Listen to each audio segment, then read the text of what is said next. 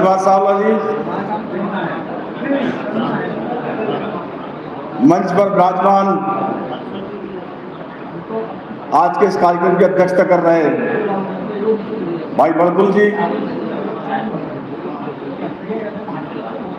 और जिन्होंने बहुत ही शानदार तरीके से गहोई दिवस पर कार्यक्रम रखा, जिसकी चर्चा पूरे ग्वालियर शहर में है। कमल तपा जी, मैं आपको इस मंच के माध्यम से बहुत बहुत धन्यवाद देना चाहता हूं और आपको धन्यवाद देने के साथ साथ मैं सम्मानीय अशोक कस्तवार जी को धन्यवाद देना चाहता हूं। और जो व्यक्ति यहाँ पर नहीं है, डॉक्टर श्रीनिवास लोहिया जी, मैं उनको भी बहुत बहुत धन्यवाद देना चाहता हूं कि उन्होंने इस संस्था की और आज हम सब लोगों को, ग्वालियर के लोग, अन्य समाज के लोग इस दृष्टिकोण से देख रहे हैं कि हम उनके समकक्ष होकर के कुछ ऊंचाई पकड़ रहे हैं।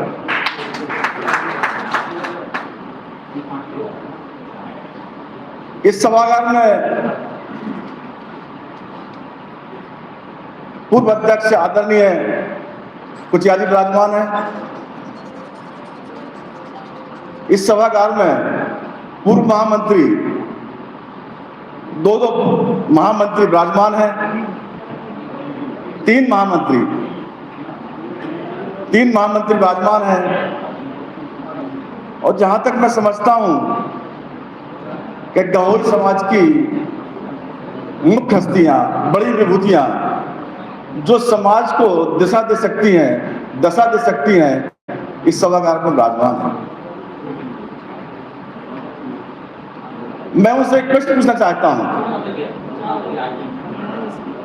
यहां पर जितने वक्ता आए, सब लोगों ने बताया कि ये कमियां हैं, इन कमियों को दूर किया जाना है। 59 लाख रुपए का गबन हुआ, 59 लाख रुपए का पूर्व के अध्यक्ष हिसाब नहीं दे पाए। चित्रकूट का हिसाब आज तक नहीं मिल पाया। जो हिसाब मिला वो पर्चियों में मिला। वो हिसाब हम तक कैसे पहुंचे? महासभा ने हमको बता दिया कि 59 लाख रुपए गए, हम लोग तक कैसे आए कि कौन कौन सी पर्चियों पर उन्होंने पेंट खरीदा, किस मद में खर्च किए, ये जानना जरूरी है। और उसकी रिकवरी कैसे होगी, उसके लिए कौन सा व्यक्ति है तो सूचना के अधिकार में कागज लेकर के न्यायालय तक जाएगा। इसके पूर्व जो अध्यक्ष थे, उन्होंने इस महासभा के लिए एक लक्ष्य दिया था, एक संकल्प स्थापित किया था और उस संकल्प स्थापित करने के बाद में उन्होंने इस अर्थ की व्यवस्था की थी। मैं मंच के माध्यम से आदरणीय कुचिया जी को पूरा धन्यवाद देना चाहता हूं कि उन्होंने अक्षय निधि का कुटुंब खड़ा किया और 60 लाख रुपए अक्षय निधि में छोड़ के गए। इसके अलावा जो गहोई सभा का अन्य खाता था, महासभा का, उसमें भी मुझे ज्ञात है करीब 1 करोड़ रुपए की एफडीआर थी। दुर्भाग्य से मुझे मंच के माध्यम से मुझे कहना पड़ रहा है, ये एफडीआर धीरे धीरे समय समय करके टूटती गई, वो इनका दुरुपयोग होता रहा। किसी भी व्यक्ति ने न्यायालय में जाकर, सूचना के अधिकार में जाकर ये पूछने का साहस नहीं जताया, ऐसा पैसा का सदुपयोग न करके दुरुपयोग क्यों हो रहा है। आज मैं महासभा से पूछना चाहता हूं, महासभा से नहीं बल्कि विद्वानों से, जो भी विद्वान में विराजमान है, उनसे पूछना चाहता हूं कि अब हमारे पास में रास्ता क्या है, विकल्प क्या है, महासभा कैसे चलेगी, जो पैसा हमारा चला गया वापस कैसे आएगा,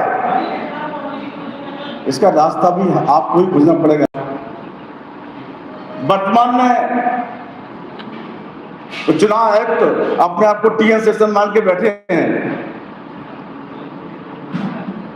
ये महासभा के टीएन सेशन की छुट्टी कैसे होगी? महासभा के मूल जो दुर्भावना रखते हैं, जो महासभा को गड्ढे में ले जा रहे हैं, उन लोगों को महासभा से कैसे हटाया? वर्तमान के पदाधिकारी तो खिलौना के रूप में काम कर रहे हैं, उनको लड़ाया जा रहा है, बचकानी हरकतें की जा रही हैं। बल्कि मैं ऐसे कहूं कि जो देते हैं भाषण नेक रक्षा नाम की, करते हैं तस्करी भाई सुभाष के नाम की।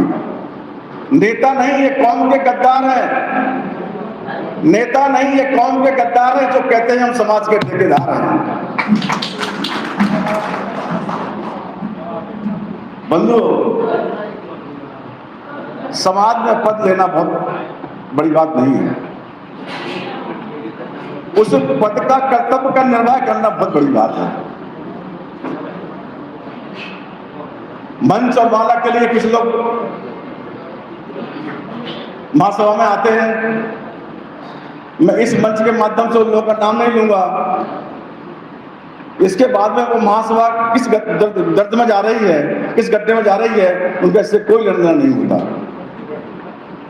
मैं पुनः दीपक जी आपसे भी और इसमें विराजमान बुद्धिजीवियों से पूछना चाहता हूं कि अब इसका रास्ता क्या है, इसका विकल्प क्या है, इसका उपाय क्या है। महासभा टूटने के घर पर है, इसको कैसे जोड़ा जाए, महासभा को मूल रूप कैसे दिया जाए। इसी प्रश्न के साथ मैं अपनी वाणी को विराम दे रहा हूं। धन्यवाद। जय गौरी, जय भारत। आप लोगों ने मुझे यहाँ बोलने का अवसर दिया है, इसके लिए मैं बहुत बहुत धन्यवाद देना चाहता हूं। दीपक जी, बात मैं एक वो चाहता हूं कि पूर्व में जो प्रकट के पदाधिकारी थे, चाहे वो अक्षय निधि के हों, अन्य प्रकल्प के हों, चाहे वो वृंदावन भवन के हों, उनको लिए हटाया किसने, उनसे चार्ज किसने लिया। जब वो हटे ही नहीं, आपने नए बना दिए। उनको हटाने के बाद उनसे हिसाब लेना था, उनकी जानकारी लेना थी। और मैं तो एक और दुर्भाग्यपूर्ण इस बात को कहना चाहता हूं कि वो बड़े नादान हैं जिन लोगों ने वो चार्ज ले लिया। उनको यह सोचना था कि वृंदावन भवन में जिस व्यक्ति ने 1 करोड़ 25 लाख रुपए खर्च किए, वो 1 करोड़ 25 लाख रुपए कहां से आए, किन समाज सेवियों ने उनको दिया। जिन समाज सेवियों ने हमको पैसा दिया वृंदावन भवन के लिए, उससे समय हमने उनसे क्या क्या कमिटमेंट किए, क्या क्या योजनाएं उनको बताई, ये सब उनको जानना बहुत जरूरी था। एक सी टोपी खींची, दूसरे को पहना दी, ये बड़ी दुर्भाग्य की बात है। मैं पुनः एक बार आपको सब लोगों को प्रणाम करता हूं। मेरी वाणी से कुछ त्रुटि हो गई हो, उसे क्षमा करेंगे। इसी आशा के साथ अपनी वाणी को विराम देता हूं। धन्यवाद।